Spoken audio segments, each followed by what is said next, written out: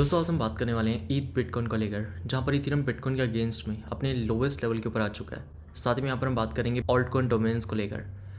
अब यहाँ पर फर्स्ट ऑफ ऑल अगर हम इथेरियम बिटकॉइन को देखते हैं, जहाँ पर हाल ही के अंदर ईथ बिटकॉइन के अंदर हमें यहाँ पर 0.0232 का लेवल देखने मिला है। अगर हम यहाँ पर देखते हैं तो हाल ही के अंदर जो हमें क्रैश देखने मिला, इस क्रैश के अंदर इथेरियम एक बार फिर से बिटकॉइन के अगेंस्ट के अंदर अपनी वैल्यू लूज़ करता है, जहाँ पर इस क्रैश के अंदर हमें 24% की रिकवरी देखने मिली है ईथ बिटकॉइन के अंदर।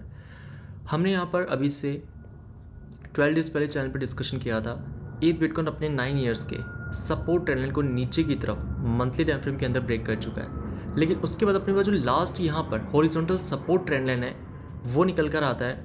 यहाँ पर 0.026 से 0.029 के ऊपर, जहाँ पर देखा सकता है 9 ईयर्स के अंदर जो पहले रेजिस्टेंस की तरह एक्ट कर चुका है ईथ बिटकॉइन के लिए, बाद में वही एरिया ईथ बिटकॉइन के लिए सपोर्ट की तरह एक्ट करता है। यहाँ पर 2018 में देखा सकता है जब इस सपोर्ट नीचे की तरफ ब्रेक हुआ, प्राइस हमें फ्री फॉल करता हुआ नजर आया। जब प्राइस ने फिर से अपने सपोर्ट को रिक्लेम किया तो 2021 के अंदर ये वो टाइम था जहाँ पर इथेरियम बिटकॉइन के अगेंस्ट में आउट परफॉर्म करता है। लेकिन अगर हम यहाँ पर इस रेंज को देखते हैं, जहाँ पर अगर हम वॉल्यूम इंडिकेटर को ऐड करते हैं तो ये अपने पास वो रेंज है 0.027 की, जहाँ से हाल ही के अंदर हमें ईथ बिटकॉइन के अंदर बाउंस देखने मिला है। अब इस रेंज के अंदर हिस्टोरिकली अपने पास सबसे ज़्यादा वॉल्यूम है, जहाँ पर इथेरियम बिटकॉइन के अगेंस्ट के अंदर इस रेंज में सबसे ज़्यादा टाइम तक ट्रेड किया है। अगर हम हिस्टोरिकली देखते हैं तो इस रेंज के अंदर ज़्यादा वॉल्यूम का मतलब क्या है कि प्राइस जब भी यहाँ पर इस रेंज के अंदर लास्ट 9 ईयर्स के अंदर रहा है तो इस रेंज में हमें सबसे ज़्यादा वॉल्यूम देखने मिला है। जब हम वॉल्यूम की बात करें तो वॉल्यूम के अंदर अपने पास बाय साइड का वॉल्यूम भी है, सेल साइड का वॉल्यूम भी है। अब यहाँ पर दोस्तों अगर हम बिटकॉइन डोमिनेंस को देखते हैं, जहाँ पर बिटकॉइन डोमिनेंस के अंदर अगर हम वॉल्यूम को देखते हैं, जहाँ पर हाल ही के अंदर बिटकॉइन डोमिनेंस पंप करती है 64% के ऊपर, एंड जिस टाइम वीडियो में रिकॉर्ड कर रहा हूँ बिटकॉइन डोमिनेंस यहाँ पर आ चुकी है 61% के अराउंड। एंड ये वो रेंज है जहाँ पर हमें 2024 नवंबर के अंदर बिटकॉइन डोमिनेंस के अंदर टॉप देखने मिला था। अगर हम वॉल्यूम के साइड से देखते हैं तो ये वो रेंज है 61.24% की, जिसके ऊपर अपने पास बिटकॉइन डोमिनेंस में ज़्यादा वॉल्यूम नहीं है। फॉर एग्जांपल अगर हम बिटकॉइन डोमिनेंस में यहाँ पर 54.89% की रेंज लेते हैं, जहाँ पर अपने पास सबसे ज़्यादा वॉल्यूम था। इसके बाद अपने पास यहाँ पर बिटकॉइन डोमिनेंस में हमें वॉल्यूम देखने मिला था 57 से 60% की रेंज में। As you can see here, यहाँ पर ये वो टाइम था जहाँ पर हमें बिटकॉइन डोमेन्स के अंदर सबसे ज़्यादा वॉल्यूम देखने मिला था। लेकिन अगर हम 61.34% के ऊपर देखते तो अपने पास यहाँ पर ज़्यादा वॉल्यूम नहीं है बिटकॉइन डोमेन्स के अंदर। लेकिन अगर हम हिस्टोरिकली देखते तो सबसे ज़्यादा वॉल्यूम यहाँ पर हमें देखने मिला था 40 से 42% के ऊपर। एक बार फिर से अगर हम ईथ बिटकॉइन के चार्ट पर आते हैं तो ईथ बिटकॉइन के लिए अगर हम वर्स्ट के सिनेरियो देखते हैं कि अगर ये सपोर्ट ट्रेंड लाइन नीचे की तरफ ब्रेक होती है तो यहाँ पर अपने पास जो वॉल्यूम जोन है वो है यहाँ पर 0.0211 के अराउंड, जो कि यहाँ पर ईथ बिटकॉइन के लिए करंट लेवल से बनता है 26% नीचे का लेवल, जहाँ पर हाल ही के अंदर हमें ईथ बिटकॉइन के अंदर लो देखने मिला था 0.023 के ऊपर। अब यहाँ पर दोस्तों इस वीक के अंदर जहाँ पर 20% से ज़्यादा ईथ बिटकॉइन रिकवर कर चुका है। इस बात का ध्यान रखिए, ये सपोर्ट जोन इसलिए इंपॉर्टेंट है क्योंकि 2021 के अंदर भी ये सपोर्ट जोन इंपॉर्टेंट सपोर्ट की तरह एक्ट कर चुका है ईथ बिटकॉइन के लिए। अगर हम यहाँ पर 2017 की बात करते हैं तो जब यहाँ पर ये रेजिस्टेंस एरिया ईथ बिटकॉइन ब्रेक करता है तो ईथ बिटकॉइन अपने न्यू हाइस के ऊपर जाता है। अब यहाँ पर अगर हम बिटकॉइन डोमिनेंस के अंदर वॉल्यूम के साथ ही में RSI को देखते हैं, जहाँ पर हाल ही के अंदर हमें बिटकॉइन डोमिनेंस के अंदर हायर हाइस की स्ट्रक्चर देखने मिल रही है। एट द सेम टाइम अगर हम RSI में देखते हैं तो हमें RSI में यहाँ पर लोअर हाइस की स्ट्रक्चर देखने मिल रही है, जहाँ पर प्राइस के अंदर या प्राइस एक्शन के अंदर वीकनेस को देखा जा सकता है। तो यूजुअली जब भी प्राइस अपने अप ट्रेंड के अंदर है, RSI अपने डाउन ट्रेंड के अंदर है, तो ये हमें बेरिश डाइवर्जन को इंडिकेट करता है। अब यहाँ पर इसी प्रकार का हमें डाइवर्जन देखने मिला था अगर 2023 के अंदर हम देखते हैं। ये वो टाइम था जहाँ पर बिटकॉइन डोमेन्स अपने अप ट्रेंड के अंदर थी और RSI के अंदर हमें यहाँ पर लोअर हाइस की स्ट्रक्चर देखने मिली। लेकिन यहाँ पर अब ये डाइवर्जन प्ले आउट क्यों नहीं हुआ? बिकॉज यहाँ पर अगर देखें तो जब हमें लोअर हाइस की स्ट्रक्चर देखने मिल रही थी RSI के अंदर, तो ये वो टाइम था जहाँ पर RSI अपने डाउन ट्रेंड को अपसाइड की तरफ ब्रेक कर दिया।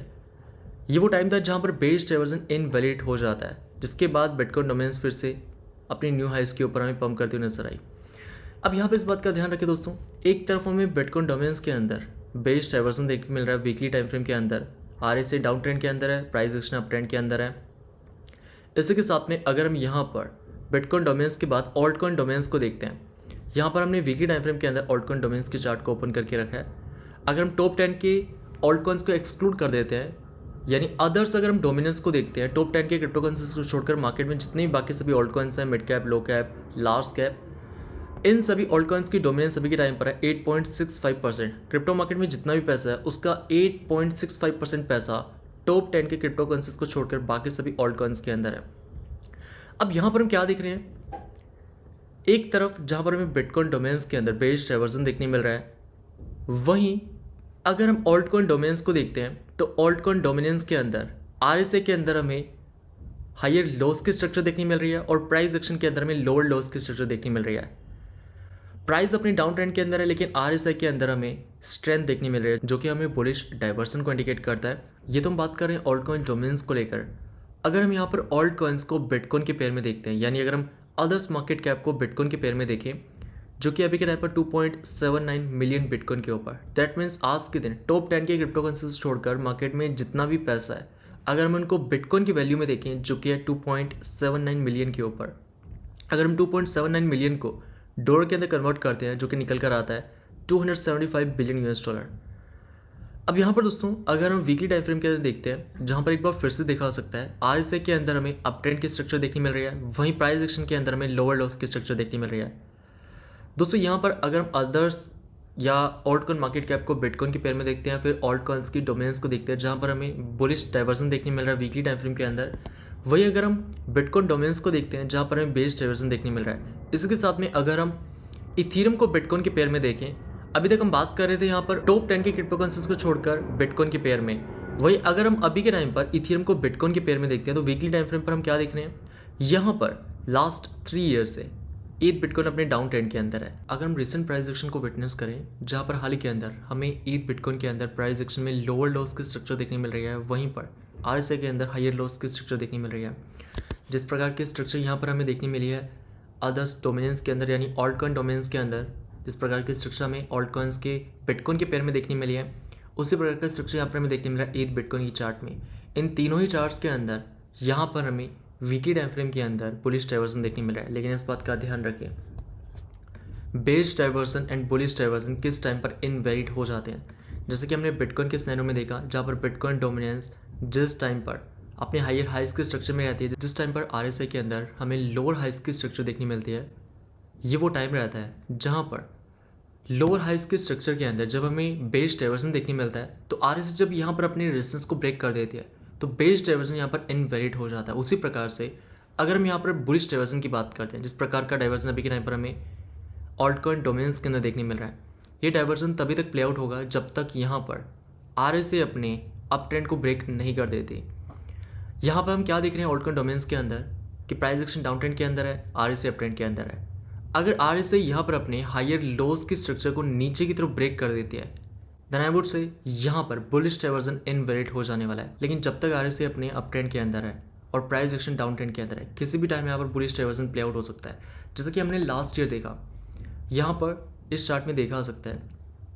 अगर हम टाइम फ्रेम को देखते हैं, सो ये दिसंबर 2022 का टाइम रहता है, जहाँ पर हमें प्राइस एक्शन के अंदर लोअर लॉस की स्ट्रक्चर देखने मिलती है और RSI के अंदर हायर लॉस की स्ट्रक्चर देखने मिलती है। वो टाइम था जहाँ पर बुलिश डाइवर्जन के बाद हमें ऑल्ट कॉइन डोमेन्स के अंदर 8% से 15% का टॉप देखने मिलता है, जहाँ पर ऑल्ट कॉइन्स इस टाइम के अंदर स्ट्रेंथ गेन करना स्टार्ट करते हैं। ऑल्ट कॉइन्स के अंदर हमें इस टाइम पर रिकवरी देखने मिलती है। अब यहाँ पर इस बात का ध्यान रखें, ईथ बिटकॉइन के लिए ये वो लास्ट हॉरिजॉन्टल सपोर्ट एरिया है जिसका होल्ड करना ईथ बिटकॉइन के लिए इंपॉर्टेंट है। एंड इस रेंज के अंदर अपने पास सबसे ज़्यादा वॉल्यूम है ईथ बिटकॉइन के लिए। एंड अगर हम बिटकॉइन डोमेन्स के अंदर देखते हैं, तो लास्ट साइकिल में अगर हम 2020-21 के अंदर देखते हैं, तो यहाँ पर हमें क्या स्ट्रक्चर देखने मिली। अगर हम बिटकॉइन डोमेन्स को देखते हैं, जहाँ पर बिटकॉइन डोमेन्स के अंदर हमें डबल टॉप के साथ यहाँ पर हायर हाइज की स्ट्रक्चर देखने मिलती है, जहाँ पर फर्स्ट टॉप में मिलता है बिटकॉइन डोमेन्स के अंदर 73.02% के ऊपर, सेकंड टॉप में मिलता है यहाँ पर 73.63% के ऊपर। लेकिन इस टाइम फ्रेम के अंदर अगर हम RSI को देखते हैं, तो RSI यहाँ पर अपने डाउन ट्रेंड के अंदर रहती है, जहाँ पर हमें RSI के अंदर लोअर हाइज के स्ट्रक्चर देखने मिलते हैं। अक्सर मार्केट के अंदर डाइवर्जन हम कैसे आइडेंटिफाई करते हैं, अगर प्राइस एक्शन यहाँ पर अप ट्रेंड के अंदर है, डाउन ट्रेंड के अंदर है, लेकिन उस टाइम पर RSI प्राइस को यहाँ पर रिस्पेक्ट नहीं कर रही है, तो उस टाइम पर हमें बेरिश या फिर बुलिश डाइवर्जन देखने मिलता है। सो इस टाइम पर हमें बेरिश डाइवर्जन देखने मिला जहाँ पर RSI डाउन ट्रेंड के अंदर रहती है, जिसके बाद प्राइस हमें फ्री फॉल करता हुआ नजर है। एंड रिसेंटली मार्केट के अंदर ऑल्ट कॉइन्स में हमें जिस टाइम पर क्रैश देखने मिला, इस टाइम पर अगर हम USDC स्टेबल कॉइन को देखते हैं, जहाँ पर 3 Feb से अगर हम नेक्स्ट 2 से 3 डेज तक देखते हैं, जहाँ पर लगभग 5 बिलियन, 3 बिलियन, 1.7 बिलियन, लगभग 10 बिलियन डॉलर से ज़्यादा का स्टेबल कॉइन एक्सचेंजेस के ऊपर डिपॉजिट किया गया। लास्ट टाइम हमें इस प्रकार की विक्स देखने मिली थी, अगर हम यहाँ पर Feb 2023 में देखें, या उससे पहले अगर हम यहाँ पर मई 2022 में देखें, जिस टाइम पर हमें लूना कोलैप्स देखने मिला था, या जिस टाइम पर हमें US के अंदर 2023 के अंदर Feb मार्च के अंदर बैंक रन देखने मिला, जिस टाइम पर बैंक्स कोलैप्स कर रहे थे, उस टाइम फ्रेम के अंदर जितना यहाँ पर स्टेबल कॉइन एक्सचेंजेस के ऊपर लोड हुआ था, उतना USDC स्टेबल कॉइन एक बार फिर से एक्सचेंजेस के ऊपर डिपॉजिट किया जा रहा है। अगर हम यहाँ पर USDT की बात करते हैं, सो यहाँ पर USDT के अंदर भी देखा सकता है, जहाँ पर 3 Feb को लगभग 5.3 बिलियन डॉलर, उसके बाद 3.2 बिलियन डॉलर, एंड यहाँ पर 2.7 billion dollar, again 10 billion dollar से ज़्यादा का USDT स्टेबल कॉइन एक्सचेंजेस के ऊपर डिपॉजिट किया गया। अब यहाँ पर यूजुअली एक्सचेंजेस के ऊपर स्टेबल कॉइन को तब डिपॉजिट किया जाता है जब क्रिप्टो के अंदर इन्वेस्ट करना होता है। एंड इस प्रकार की स्पाइक्स हमें यहाँ पर 2022 के अंदर देखने मिली थी, जहाँ पर मई 2022 के अंदर इतना USDT स्टेबल कॉइन एक्सचेंजेस के ऊपर डिपॉजिट किया गया था। एंड लास्ट टाइम हमें यहाँ पर इसी प्रकार का इनफ्लो देखने मिला था स्टेबल कॉइन का नवंबर 2024 के अंदर। नवंबर 2024 के अंदर जब बिटकॉइन $68,000 के ऊपर ट्रेड कर रहा था, उतना ही स्टेबल कॉइन अभी के टाइम पर एक्सचेंजेस के ऊपर डिपॉजिट किया जा रहा है यहाँ पर स्मार्ट मनी एंड वेल्स की तरफ से। एंड जहाँ तक बात है क्या यहाँ पर बिटकॉइन टॉप लगा चुका है साइकिल के अंदर, तो स्टिल यहाँ पर देखा सकता है कि अगर हम रियलाइज्ड कैप की बात करते हैं, जो कि अपने अभी के टाइम पर हाइस के ऊपर ट्रेड कर रहा है, जो कि हमें इंडिकेट करता है कि अभी के टाइम पर वेल्स अपने प्रॉफिट को मार्केट के अंदर नहीं निकाल रहे। जिस टाइम पर हमें यहाँ पर रियलाइज्ड कैप के अंदर प्रॉफिट टेकिंग देखने मिले, ये वो टाइम है जहाँ पर हम ये एक्सपेक्ट कर सकते हैं कि बिटकॉइन अपना साइकिल टॉप हिट कर चुका है इस सीजन के अंदर।